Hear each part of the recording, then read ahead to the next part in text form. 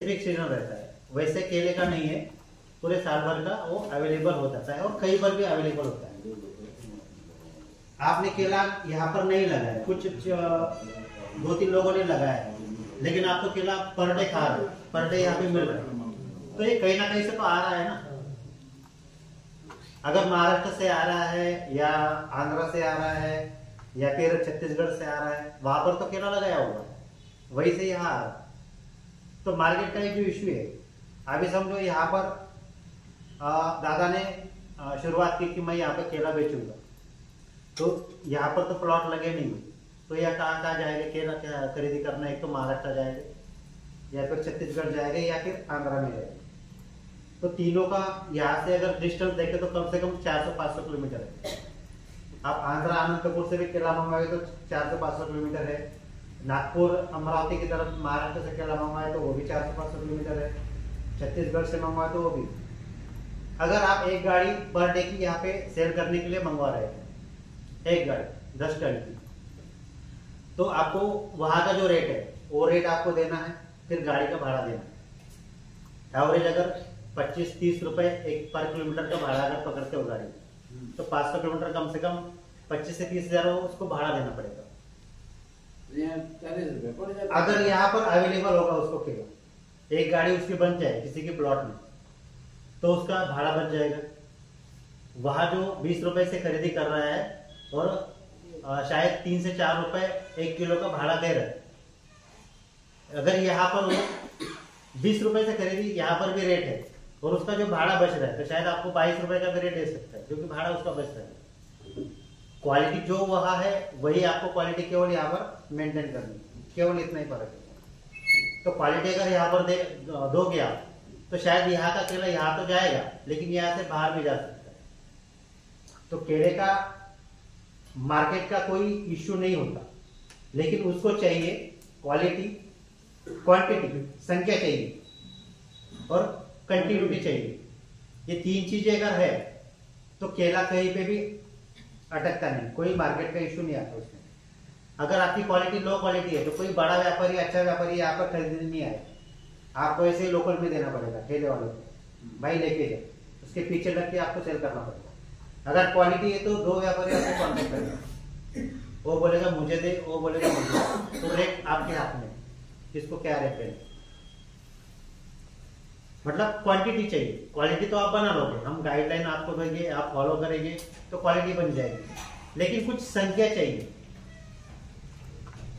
अगर एक किसान ने केला लगाया है 2 एकड़ में और आप रायपुर के व्यापारी को, हैदराबाद के व्यापारी को कॉल कर रहे हो, तो 2 एकड़ केला खरीदने वो नहीं आएगा, क्योंकि एक गाड़ी का उसका लोड यहाँ पे आपको केले का रेट का पैसा देना और गाड़ी का ट्रांसपोर्टेशन और वहां पे क्या रेट है, ये मैच नहीं कर पाता।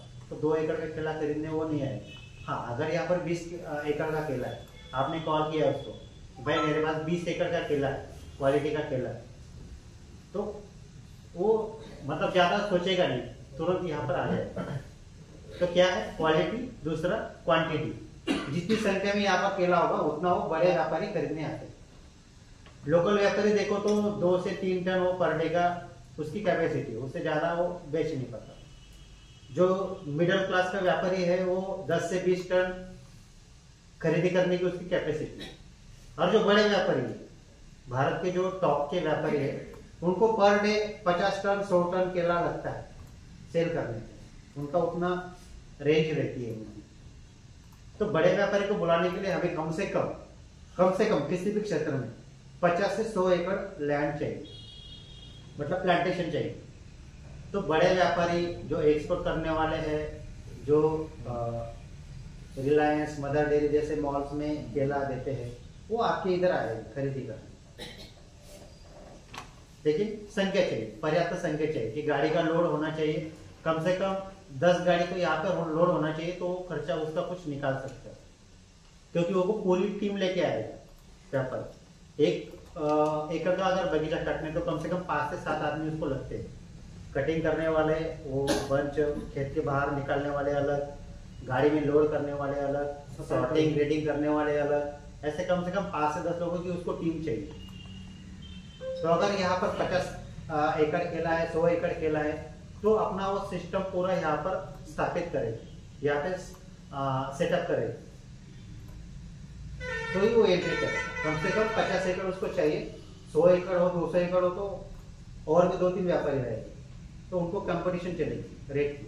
कौन अच्छा रेट देता है उनके पीछे किसान जाए, उनको केला दे। दूसरा व्यापारी रेट बढ़ा आएगा आपके साथ। क्वालिटी है, क्वांटिटी है। और तीसरा मेन चीज है उसमें कंटिन्यूटी। अगर यहाँ पर साल भर केला अवेलेबल होता है